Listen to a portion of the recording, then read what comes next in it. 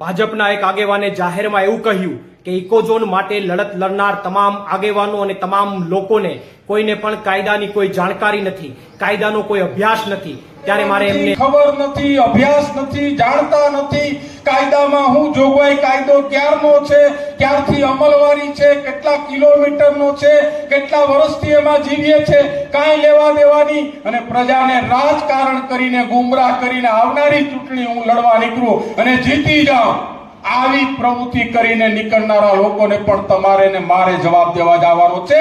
ભગાભાઈ બારડ સમય આવે ત્યારે જવાબ દેવાનો સત્ય છે। કેવું છે કે ચાલો ને આપણે સાથે મળીને એક જાહેરમાં ડિબેટ કરીએ। સ્થળ તમારું, સમય તમારો, તારીખ તમારી, તમે પ્રોગ્રામ જાહેર કરો અને એ પ્રોગ્રામમાં અમે ઇકોઝોન માટે લડત લડનાર તમામ આગેવાનો, તમામ સામાજિક આગેવાનો અને 196 ગામના તમામ લોકો ત્યાં આવીએ અને આપણે જાહેરમાં આ કાયદા વિશે, કાયદાના ફાયદા અને ગેરફાયદા વિશે, કાયદાની વિસંગતતાઓ વિશે અને ઇકોઝોનમાં જે ગામડાઓ અને જે વિસ્તારને ખાચાઓ મારીને બહાર કાઢી નાખવામાં આવ્યા છે એમના વિશે જાહેરમાં મીડિયાની હાજરીમાં ડિબેટ કરીએ, એટલે ખબર પડી જાય કે કોને કાયદાની જાણકારી છે અને કોને કાયદાનો અભ્યાસ છે, અને વધુમાં દૂધનું દૂધ અને પાણીનું પાણી થઈ જાય। અને એટલા માટે હું આશા રાખું છું કે ઇકોઝોન માટે લડત લડનાર તમામ આગેવાનો અને તમામ લોકોના આમંત્રણને માન રાખી અને આપ વહેલામાં વહેલી તકે આ જાહેર ડિબેટ માટે સ્થળ, તારીખ અને સમય જાહેર કરશો।